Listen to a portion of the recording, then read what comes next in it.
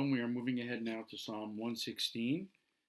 This is part of the Hallel Psalms. I mentioned in previous recordings that Psalms 113 through 118 constitute the Hallel prayer that is recited on Jewish holy days and festivals, with the exception of Purim and the High Holy Days. And so here's Psalm 116.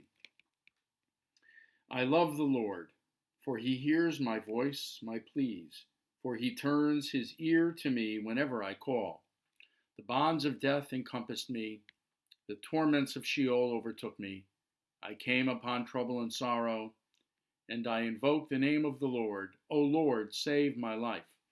The Lord is gracious and beneficent. Our God is compassionate. The Lord protects the simple.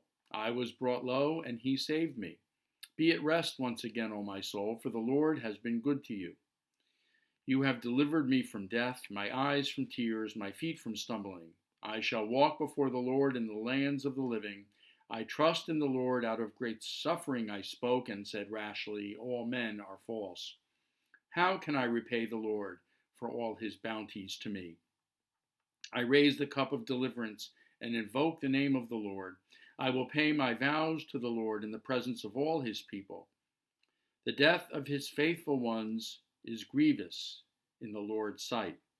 O Lord, I am your servant, the son of your maidservant. You have undone the cords that bound me. I will sacrifice a thank offering to you and invoke the name of the Lord. I will pay my vows to the Lord in the presence of all his people, in the courts of the house of the Lord, in the midst of Jerusalem. Hallelujah. One brief liturgical note. Verse 13. Kos Yeshuot Esa, Uvashem Adonai Ekra. I raise the cup of deliverance and invoke the name of the Lord. This verse is recited every Saturday night at the conclusion of Shabbat and also at the conclusion of holidays during the brief service that is called Havdalah. Havdalah literally means differentiation or division. In other words, the transition from the holy day to the secular day, moving from sacred time to secular or regular weekday time. And at the conclusion of the first paragraph of the Havdalah, holding a cup of wine, we recite this verse, Kos Yeshuot Esa, Uveshem Adonai Ekra. And then we continue, Baruch Atah Hashem, Elokeinu melech haolam, Borei Pri Hagafen, blessing the wine. So I raise the cup, kind of like a l'chaim or cheers, and I invoke the name of the Lord. And I do this as we are about to exit sacred time and move into regular secular time. The theme that I really want to bring out here is the theme of payback. The psalmist believes very strongly in the importance of paying back his debts to the Lord. And he mentions it a few times. He asks, how can I repay the Lord for all of his bounties to me? The psalmist feels indebted to God because God has saved him and delivered him from the pit of Sheol, from torments, and from suffering. And so he feels that he owes God a debt of gratitude. He wants to bring a thanksgiving sacrifice to the temple in Jerusalem. He wants to acknowledge all the beneficence that God has showered upon him.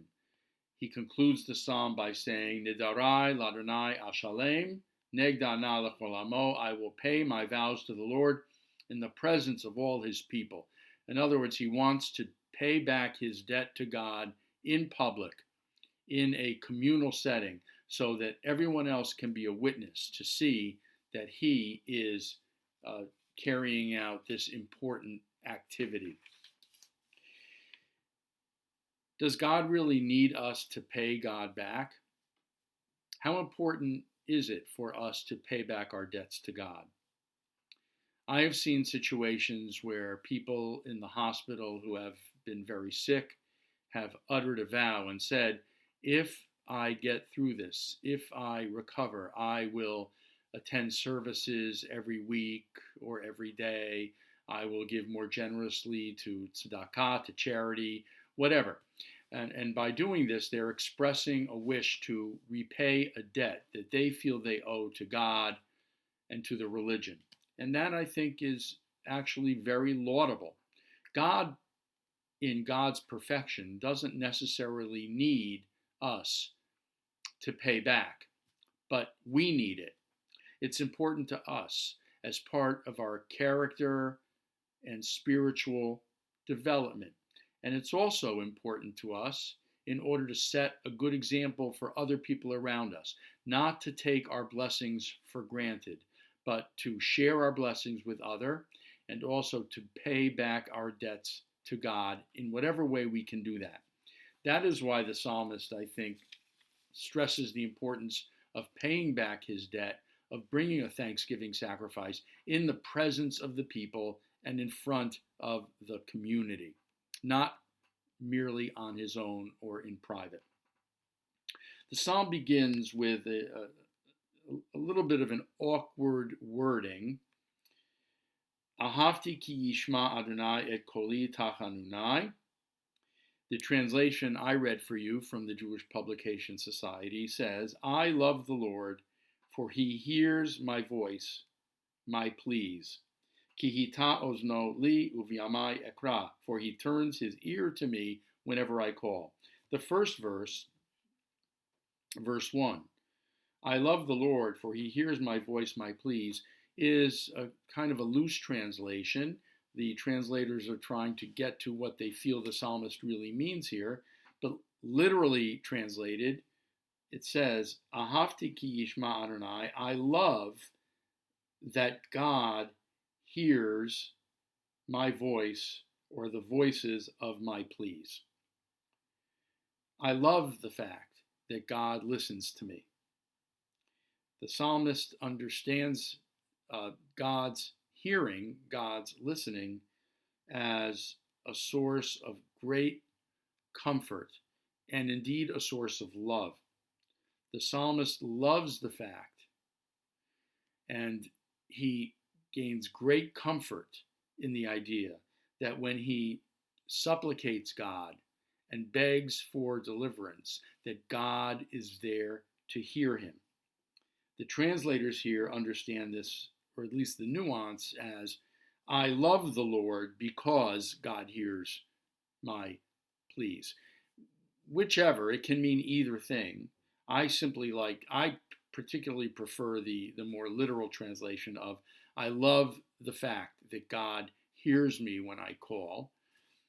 But if the translators want to see this as the psalmist's expression of love directly to God, that's fine too. Either way, it works.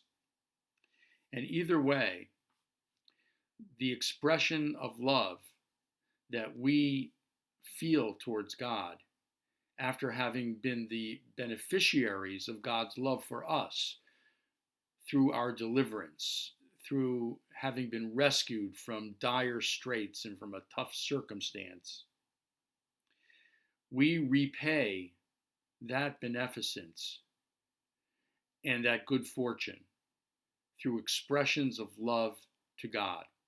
And so not only do we have the activities of thanksgiving and thankfulness, like charity and deeds of loving kindness towards others and so on, but we also have the ability to worship God in thanksgiving and gratitude. Through prayer, we are able to come closer to God and strengthen our connection to God through prayer and through worship. And that too is a very important expression of the way we love God and the way we express gratitude for all the blessings that we have enjoyed and, God willing, will continue to enjoy. Thank you.